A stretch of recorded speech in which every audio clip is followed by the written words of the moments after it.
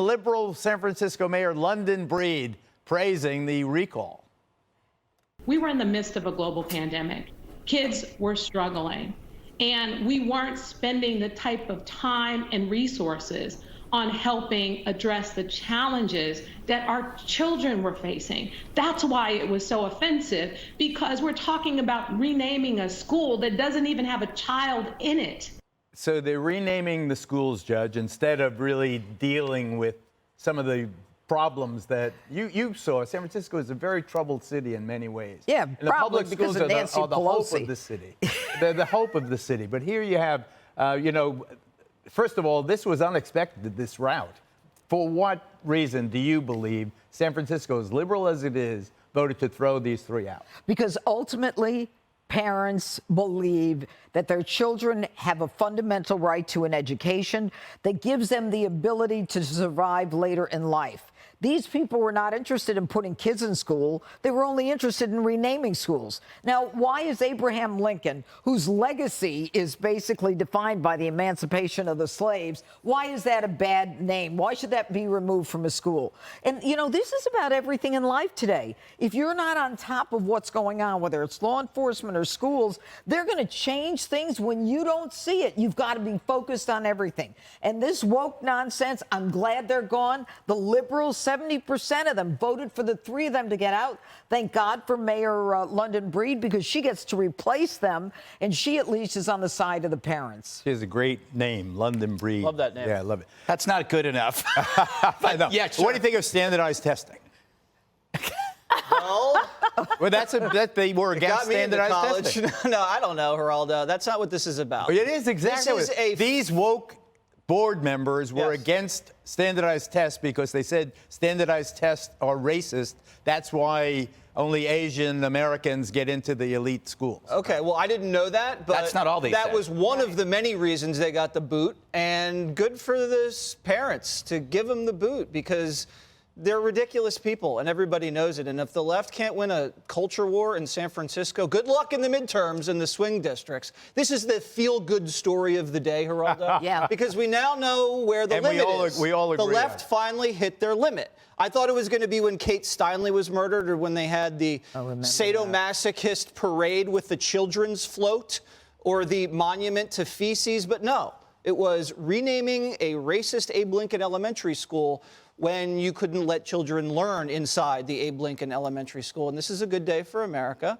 And I think everybody's really proud of what happened. You have to treat these politicians like children. You have to say no. This might be the first time San Francisco ever said no to anything. That may be true. But do you think the Democrats, generally speaking, are losing the culture war with defund the police and standardized testing and so forth? Let's ask them. Well, what do we have today? The DCCC put out a memo that said, holy crap, we are about to lose everything because the potent message that the Republicans have against what we have been doing, because even the Democrats are calling themselves judgmental and preachy. And they know that they're going to lose it. David Axelrod, who, of course, was a senior advisor for Obama, he said that parents should absolutely be involved in the schools their kids attend. Politicians absolutely should not, because beware. The COVID moms are on the march. They are going to be a very powerful voting bloc. And the Asian American families that were so upset about the fact that it's not just standardized testing. What they basically said is, we're no longer going to have advancement by merit. We're just all going to do a lottery system. So all of these kids have worked so hard, and they have to go into a lottery system.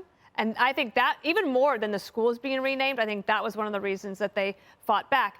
My last point on that is this happened in Virginia as well. When Glenn Youngkin was running for governor, he would have an applause line that would seem kind of puzzling to people. He said, there will be advanced math offered in every high school in Virginia. And the parents got up and cheered. That's how important this issue is, that they want their children to be challenged. They don't want the other nonsense that they're getting at school. What about that, the nonsense? Well, do you think that this limited victory in San Francisco, or even Youngkin's election, and he's as much a politician as some of these lefties, but do you think that there is it possible that the seeds have been sown for a culture shift? Absolutely. Let me be very more keep specific. going with your question. I got all day. Stuyvesant High School in New York City is 75% Asian. Yes. So is that right, or should it be reflecting the ethnic makeup of the city? All right, you done? Yes. Because there was like 3 questions in there. I will take the third one first. Okay, first, I'll take the first one first. Let's go back to what you said in the B block, which I thought was important about racism against Asians. That teacher in the middle, it wasn't just about standardized tests. It's about what she said about Asians. Do you remember where she compared them to white supremacists? Or she said that they adapt using the same principles of white supremacists. She got in trouble. Now she's suing the city. So there's that element to this where they felt, these hard leftists felt that they were immune, that they could say anything they want, that the woke sensibility has everybody on the run. Because if you disagree with them, they're going to find a way to call you racist. And they're calling Asians racist. And all Asians are trying to do is achieve, right? To do well on tests. So they felt that they had the intimidation factor. Now, to your point, the tide is changing. The tide is turning. The parents, the party that becomes the party of the parents wins, because those are the only people that will fight to the death with the woke. Because when you put the kids and the rest, like guys like me, I can handle the woke. I don't have any kids. But you get parents with kids dealing with the woke, they will shred those bastards. I got all kinds of woke. But what about the other question? What do you do about high schools that are based on merit that have 75% of the student body are Asians? I would try to get into that school. Absolutely. You know, We need the smartest and best competitive America we can get. It's like saying, what's wrong with merit? If your kid is smart and is able to get into school, the same with capitalism versus socialism. But leave some room for the legacy admissions are all. For the preppies. Hey, Sean Hannity here. Hey, click here to subscribe to Fox News YouTube page and catch our hottest interviews and most compelling analysis. You will not get it anywhere else.